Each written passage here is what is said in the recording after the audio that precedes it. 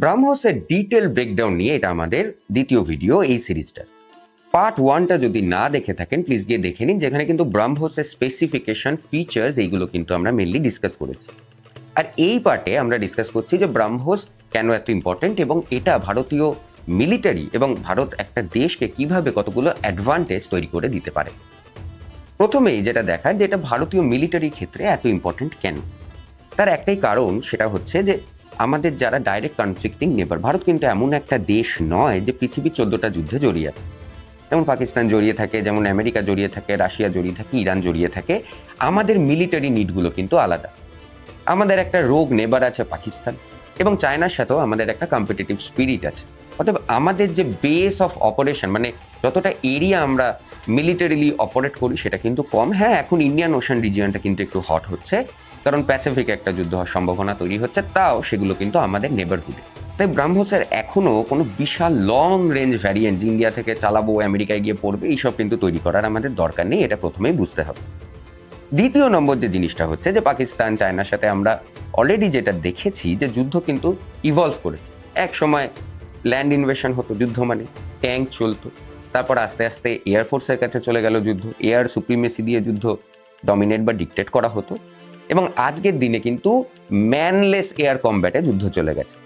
মানে সেটা ড্রোন হতে পারে, সেটা মিসাইল টেকনোলজি হতে পারে, ব্যালিস্টিক, ক্রুজার, যে কোনো রকম মিসাইল হতে পারে। এবং ভারতকেও কিন্তু ব্রাহ্মস মিসাইল এই অ্যাডভান্টেজটাই দেয় যে ভারত কিন্তু নিজের আর্মিকে স্যাক্রিফাইস না করে ব্রাহ্মস দিয়ে কিন্তু একটা সিকিউরিটি থ্রেট তৈরি করে রাখতে পারবে নিজের নেবারিং রিজিয়ন।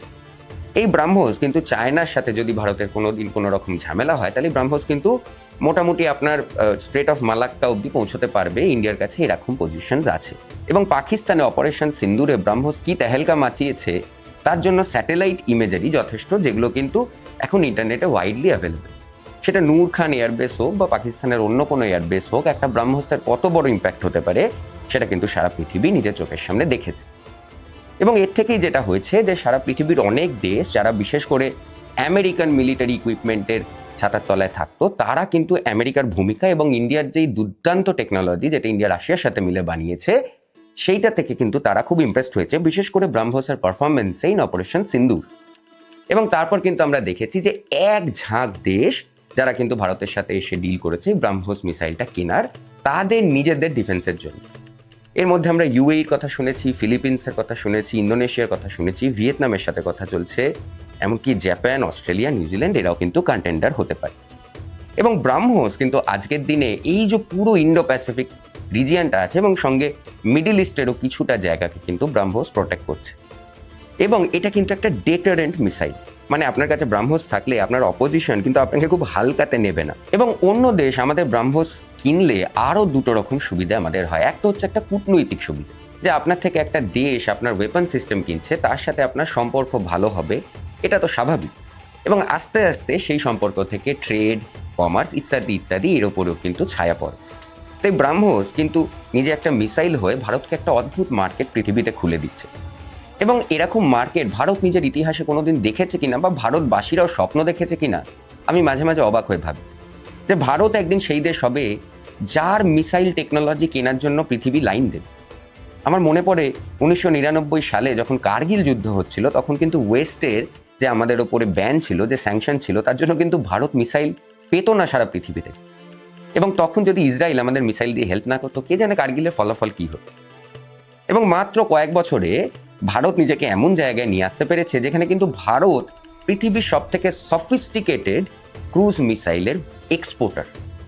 সারা পৃথিবী কিন্তু আমাদের থেকে এটা কিনবে বলে বসে আছে, সেটা কিন্তু ইন ইটসেলফ একটা অত্যন্ত গর্বের রিয়েলাইজেশন এবং একটা নতুন ইন্ডাস্ট্রি, যেখানে কিন্তু আমরা যেখানে ডিফেন্স আমরা ইম্পোর্ট করতাম, হ্যাঁ এখনও আমরা ইম্পোর্ট করবো, কিন্তু এখন কিন্তু আমরা এক্সপোর্ট করতেও শুরু করেছি। তো ব্রাহ্মস আমাদের সিকিউরিটি তো দিয়েইছে, সঙ্গে একটা অদ্ভুত কমার্শিয়াল মার্কেট খুলে দিয়েছে, যেটা কিন্তু ভারতের ইকোনমিকে আগামী দিনে একটা নতুন রেভিনিউ স্ট্রিম দেবে, হুইচ ইজ ভেরি ইম্পর্টেন্ট। কারণ যে কোনো আপনি দেখবেন যে যারা শক্তিশালী দেশ, আমেরিকা হোক, রাশিয়া হোক, ফ্রান্স হোক, তারা কিন্তু নিজেরা সবাই নিজেদের অ্যামিউনেশনস বানায়, ইসরায়েলও হোক, তারা কিন্তু অ্যামিউনেশনস বানায় এবং তারা কিন্তু অ্যামিউনেশনসগুলোকে এক্সপোর্ট করে প্রচুর টাকার মুনাফা করে। ভারতের কাছেও কিন্তু সেই অপশান ব্রাহ্মস খুলে দিয়েছে এবং আমি জাস্ট আশা করবো যে এটাই শুরু। এরপর ব্রাহ্মসের মতো যেমন অলরেডি আকাশতীরও আমাদের থেকে ইউএই কিনেছে, এরকম হাজারো ইকুইপমেন্ট ভারত বানাবে এবং সারা পৃথিবী সেগুলো কিনবে। এবং শেষমেশ যেটা বলবো যে এখানে কিন্তু রাস্তা শেষ নয়, ব্রাহ্মসের ফিউচার জেনারেশন কিন্তু তৈরি হচ্ছে, যেগুলোকে বলা হয় ব্রাহ্মস এনজি। যে কোনো মিসাইলের পাশে যদি আপনি এনজি লেখাটা দেখেন তাহলে বুঝবেন সেটা নিউ জেনারেশনের কথা বলা হচ্ছে। এবং এই নিউ জেনারেশন ব্রাহ্মস যে ইন্ডিয়া তৈরি করছে, এটা কিন্তু নিজের প্রিভিয়াস প্রত্যেকটা ক্যাপাবিলিটিকে ছাপিয়ে যাবে। এটা কিন্তু আরও ফাস্টার, এটা কিন্তু এত ফাস্ট হতে পারে যে এটা সুপারসনিক থেকে হাইপারসনিক মিসাইল হয়ে যেতে পারে। এর কাভারিং রেঞ্জ কিন্তু যে ডিস্টেন্স এটা কভার করে সেটা বাড়ছে। ওভারঅল যে মিসাইলটার সাইজ ওজন আছে সেইটা ছোট হচ্ছে এবং পেলোড ক্যারি করার যে ক্যাপাসিটি সেইটা বাড়ছে। তো যে নেক্সট জেনারেশন অফ ব্রাহ্মস আসছে সেটা আরও ডেডলি, এবং এই ব্রাহ্মসের যদি এত চাহিদা হয় তাহলে সারা পৃথিবীতে সেই ব্রাহ্মস যে নতুন ব্রাহ্মস এনজি যে নতুন ভার্সনটা আসছে সেইটার কেমন চাহিদা হবে আপনি ভেবেই দেখতে পারেন। এবং যেটা আমি আমার প্রথম ভিডিওতে বলেছিলাম যে ব্রাহ্মস একটা অত্যন্ত ভার্সিটাইল মিসাইল, এটার কিন্তু বিভিন্ন ভার্সনস আছে। একটাকে আপনি ল্যান্ড থেকে ইউজ করতে পারেন, একটাকে আপনি সি থেকে ইউজ করতে পারেন, একটাকে আপনি এয়ার থেকে ইউজ করতে পারেন, এবং যে নতুন ভার্সন তৈরি হবে সেটাকে কিন্তু সাবমারিন মানে আন্ডার সি থেকেও ফায়ার করা যাবে। তাই ব্রাহ্মস সারা পৃথিবীতে এখন এত সট আফটার একটা মিসাইল, এবং আমাদের অত্যন্ত একটা গর্বের কারণ যে ভারত কোনো একটা ডিফেন্স ইকুইপমেন্ট এমন তৈরি করেছে যা সারা পৃথিবীতে ঝড় তুলেছে। আশা করি যারা আপনারা এই দুটো পার্টি দেখেছেন ভিডিওটার, তাদের ব্রাহ্মসের স্পেসিফিকেশন, কেন ব্রাহ্মস স্পেশাল, ব্রাহ্মস কোথা থেকে এলো এবং ব্রাহ্মস কোথায় যাচ্ছে, এই পুরো ব্যাপারটার উপরে আপনাদের একটা সামগ্রিক ধারণা দিতে পেরেছে। এবং ফিউচারে ব্রাহ্মস আরও যেরকমভাবে ডেভেলপ হবে আমি কিন্তু সেই সব খবর আপনাদের দিতে থাকবো। আপনি দেখছিলেন জিও কাকা। আমরা এই চ্যানেলে জিও পলিটিক্স নিয়ে প্রত্যেক দিন একটা ভিডিও বানাই। তাই আপনার যদি জিও পলিটিক্স পছন্দের সাবজেক্ট হয় আমার চ্যানেলটা সাবস্ক্রাইব করতে ভুলবেন না। আর প্লিজ আমার ভিডিওটা তাদের সাথে শেয়ার করতে পারেন যাদের আপনি চেনেন এবং জানেন যে যারাও জিও পলিটিক্স এনজয় করে। সঙ্গে থাকার জন্য ধন্যবাদ। আমি আবার হাজির হব আগামীকাল জিও পলিটিক্সের নতুন কোনো ভিডিও নিয়ে। নমস্কার।